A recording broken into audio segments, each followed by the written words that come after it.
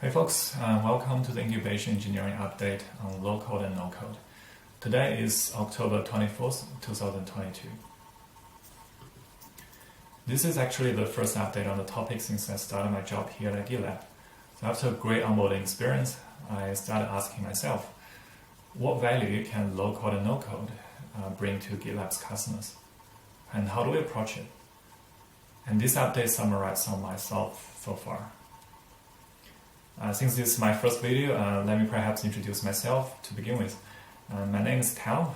I'm based in Melbourne, Australia. So throughout my career, I had the opportunity to wear a number of hats. I've been a freelance developer while studying at uni, and later on did some research on machine learning. I then joined the industry and spent a couple of years as an analyst programmer in the insurance industry, building rating engines. I then fell in love with open source community and started building web apps, mostly on Ruby on Rails. I co-founded some startups, mostly failed, but one did survive, and after all the 10 years, that's a business for sale portal that with hundreds of customers. I joined some of the pretty successful public SaaS companies. I helped them to architect and develop event-driven integration platforms that support millions of transactions on a daily basis.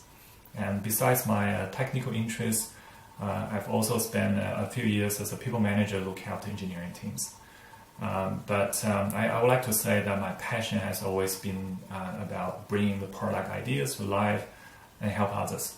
So I'm super pumped about having this opportunity to contribute to the low-code and no-code vision for GitLab. So first, I would like to begin my exploration and a couple of guiding principles. And hopefully this principle not only can inspire myself, but also can help others to relate to. Besides, I also believe keeping the North Star in mind can prevent myself from falling off the cliff while navigating through the product development jungle. So the two guiding principles is number one, the GitLab's mission, that is to empower everyone to contribute. Number two, I think is also important that the products built by GitLab should really embrace the company's value, which is credit. With the help of those principles, and let's maybe talk about the assumptions that we made so far. I call them three pillar assumptions. Number one being the alignment toward the company's mission that I just mentioned. I might just quote a really well articulated statement from the local no-code direction page that owned by the Create group. That is, it's important that GitLab is able to serve all application development teams as well as citizen developers. As this trend continues to grow, and as such, we need to be forward-thinking about how to provide a good experience for low-code and no-code developers inside of the GitLab. So, secondly, like if you're talking about aligning with GitLab's core value, I believe that the low-code and no-code can really help our customers to reduce the technical overhead and improve efficiency in almost all the DevOps lifecycle stages, in addition to Create. For example, a no-code workflow builder can help Scrum Master to customize their plan and delivery process by introducing rules to automate labeling, state transition, notification, and other parts of the day-to-day project management. Embedding no-code tools to GitLab's various DevOps stages opens the door for non-technical users to contribute, and that promotes inclusion.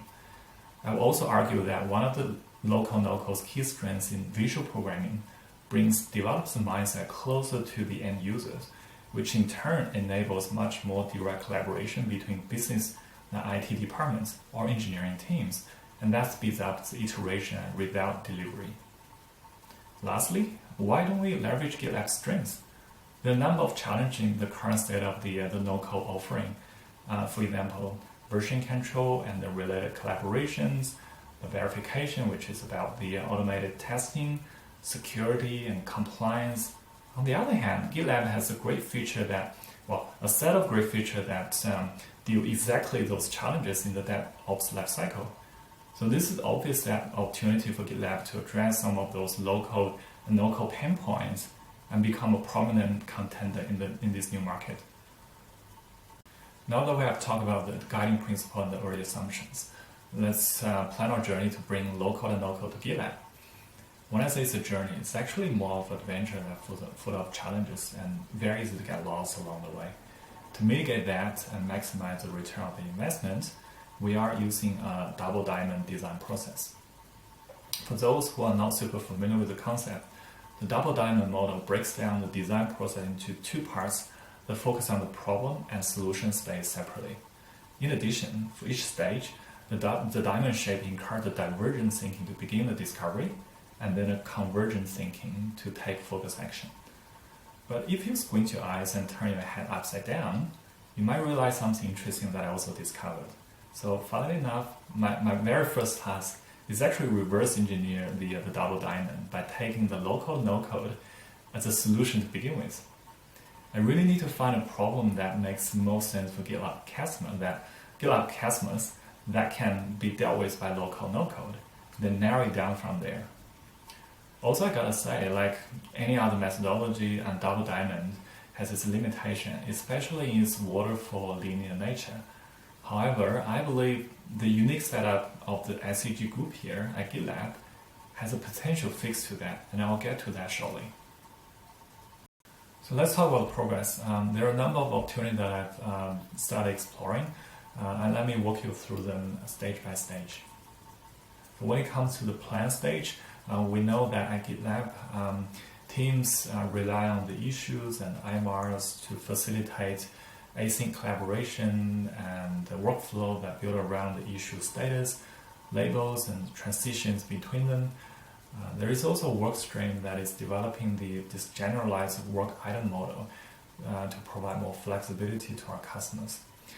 I would say that's all well and good until complexity creeps in and the manual intervention becomes repetitive and start to take a toll. In the current no-code landscape, there is a wildly popular category of application that does it so well. So you may have heard about Zapier, Workato, Tree.io, FTTT. These are the applications that leverage the visual programming model to automate the business process that can be highly sophisticated. And they are also quite approachable that even my 9-year-old can put something together for home automation. Our closest competitor, GitHub and Jira, have also adopted this approach to power their workflow builders. So for myself, I've been collecting related issues and kicking off conversations with plan and ops team. I guess I'm going to be sharing more learnings in the next update. But if you're interested in, I can attach a link to the issue that all get published together with this video. The other direction on the plan stage that I've been considering is the documentation creator. I kind of improve the experience for the markdown kind of process that we currently use heavily with. The idea is kind of similar to Notion and Coda. These two apps, if you have used them, they actually evolved way beyond just note-taking tools. They become the central hubs for distributed teams to organize wikis and collaborate on project management and OKRs, and basically many other kind of document-centric use cases that are kind of applicable and fits well with these two apps. I've only been scratching the surface on this direction so far, but I do wish to invest a bit more time in the coming weeks. When it comes to the verify stage, we know that the GitLab currently offers the wizard as a new feature for creating and building pipelines instead of crafting the YAML by hand. We also have a tab to visualize the complete pipelines. I'm aware that the Verify team is working on a new project that called Pipeline Components that basically encapsulate the reusable functionality, and with that we can also encourage the community contribution. Similar to the previously mentioned workflow automation, I personally think there's a good opportunity to consolidate the effort into a generic state machine construct that is able to unify the automated workflows for both plan and verify. I've already kicked off some conversation with Verify team, both async and synchronously, and planning to dive into this in the following weeks. So finally, when it comes to the create stage, I think we have opportunity here to perhaps integrate with some of the open source low-code development platforms. This is closely aligned with the original direction set by Sarah Warner, the group PM from Create. And from her, I learned that Ghana predicts by 2024, 75% of the software solution will be delivered with some help of the local tools. While developers appreciate the efficiency gain, there are also some concerns. For example, they are overwhelmed by the number of competing solutions and their interoperability, worried about the vendor lock-in, concerned about the lack of version control, CI/CD, and other fundamental DevOps capabilities and the best practices. And they are perhaps not super happy with the scattered and unpredictable dev experience. Personally, I believe GitLab is well positioned to disrupt the low-code market by bringing together a suite of open source and low-code development platforms combined with GitLab's one DevOps platform to form a coherent ecosystem. I remember earlier that I mentioned the rigid linear processing double diamond that has a lot of focus on the upfront analysis, and perhaps the SEG group with its unique setup has the opportunity to tackle that problem. Well, as an engineer, while I'm loading the information through reading and chatting, I reckon I can also invest some time to experiment some of the ideas, to fast iterate and get some early feedbacks. So I spent a couple of days to get an open source local platform called Appsmith integrated with GitLab. The idea is to allow GitLab users to bootstrap a self-managed local dev environment within a couple of clicks. It's not quite a couple of clicks yet, but close enough for a demo. So to bootstrap a self-managed local platform from within GitLab, one of the entry points could be the project template. So let me show you that from my local dev environment. Click on create a new project, and I say choose a template, and this is the template that I added to bootstrap low code. You can see that's at the end we're gonna get Appsmith running in your own Kubernetes cluster. So I'll say use this template and I'll give it a name. Choose org. And also just create a project. So combined with the recently released the GitOps support for the Kubernetes cluster and the help charts, it's actually pretty straightforward for automating this process of bootstrapping the environment, and that removes all the error-prone manual tasks and through the click hops or the terminal commands.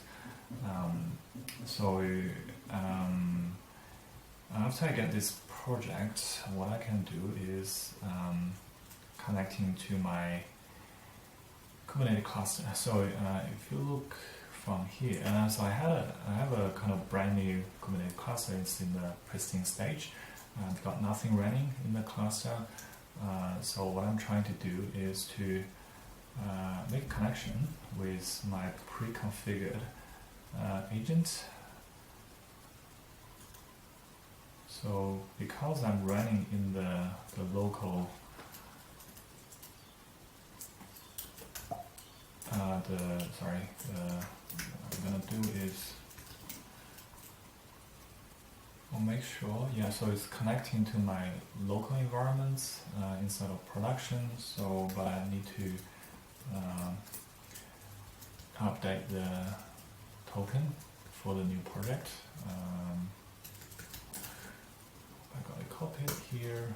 So, so run the command.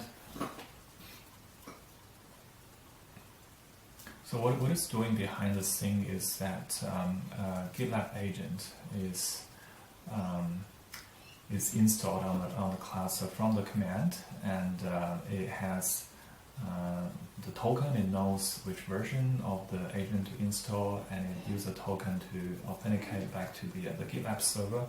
And it also knows which project that it's responsible for, and able to read the project configuration and I'll show you.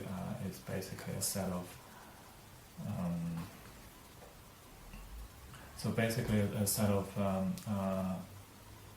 helm charts for bootstrapping the Appsmith application.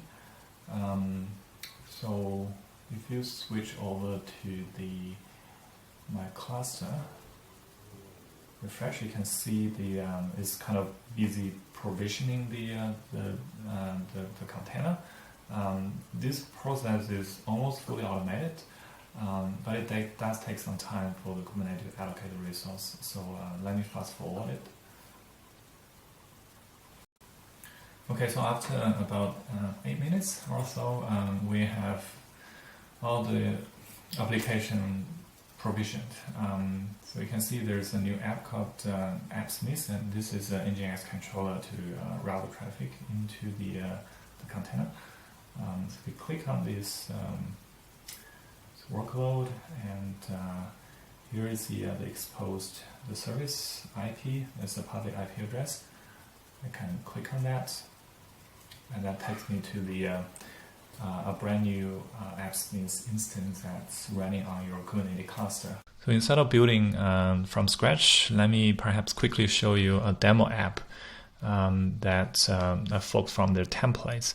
Hopefully that gives you a rough idea of what kind of app can be built by such a local platform. So I'll be choosing their marketing portal, which you can think of a basic MailChimp alternative that manage a list of the customer that are segmented. And can use the app to communicate with customer, and currently it supports the email and Discord, and all the data are stored on a MongoDB.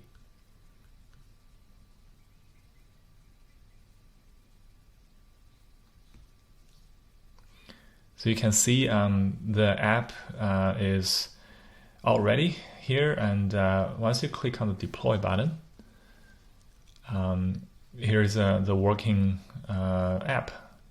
Let me just quickly show you that you can manage the customer list here. You can add a new customer.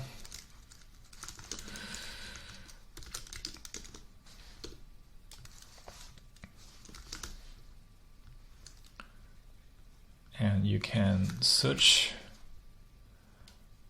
by the new email address that I put in there. And you can send a message, say from this pop-up where you can enter the email details and the Discord message. So all of these functionalities are built straight from this platform. You can see they support a lot of widgets. I think it's like 40 of them. So unfortunately, I wouldn't have enough time to go through all the bells and whistles on this app. But I think for the given time, I will just wrap up my update today. I've mentioned a few directions I would really like to explore a little bit more, and hopefully conduct some field research with customers while waiting for the feedbacks. Thank you very much for your time.